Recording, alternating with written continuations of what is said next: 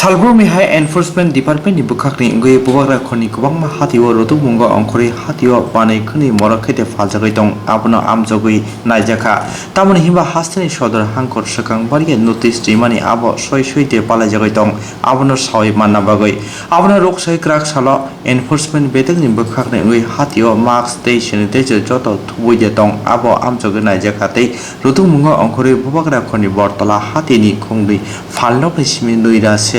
suk mairum rutugui karikha raida jaikha mairum manmani bagai khongni phalnokna tala yuri rikha sodor hangkor hapa hasta hapang kri lukurokni ration ni bisingtui kisa rangbai pai manna bagai ration chol klaimani phiaba kisa misa raida jaikha baniya khnai mairum kubang rangbai phalna bagai raida jaikha baniya klai tongo tabung naitha boroni bagai haste hapang tamo yaprina তো প্রশাসন পক্ষ থেকে আমাদের আগেও হয়েছে এবং আজকেও হচ্ছে আমাদের এই যে এনফোর্সমেন্ট এটা হলো আমাদের বাজারে মূল্য বৃদ্ধির বিরুদ্ধে আমরা বিভিন্ন বাজার পরিক্রমা করছি এবং এনফোর্সমেন্ট করছি যাতে করে মূল্য বৃদ্ধি থেকে কিছুটা চেক দেওয়া যায়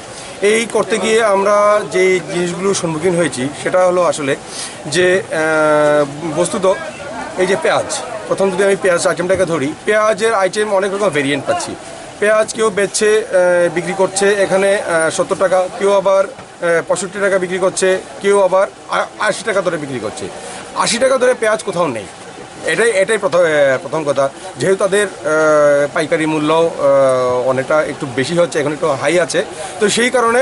মোটামুটি ওদের বিভিন্ন ক্যারিং খরচা স্টোরেজ অনেকগুলো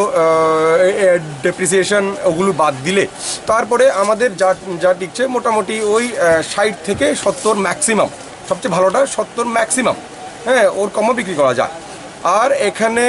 গিয়ে আমরা যখন দেখছি 80 টাকা তো আমরা একটা দোকানকে অলরেডি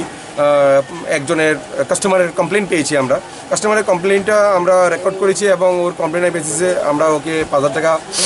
ফাইন করেছি ওকে শোকজ দেওয়া হবে এবং যদি আজকের মধ্যে যদি ও না ওটা রিয়েলাইজ না করে আমরা দোকান শাটডাউন করতে বাধ্য হব এইভাবে আমরা কাস্টমারকে আমাদের অফিসের নাম্বার দিয়েছি যদি কেউ আমাদের না বিক্রি করে যে 70 টাকা না বিক্রি করে এর বেশি চায় তাহলে ও সরাসরি কমপ্লেন জানাতে পারে একজন মানুষ তাহলে আমরা ওর কমপ্লেনটাকে এন্টারটেইন করব তার পাশাপাশি যে আলুটা সাধারণত ম্যাক্সিমাম 45 রুপিস বিক্রি করতে পারে কিন্তু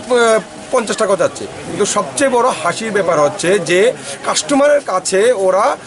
নর্মাল সময়ে যেই রেট চায় যখন এনফোর্সমেন্ট করতে যাওয়া হয় তখন আমাদের কাছে সঠিক রেটটা বলে না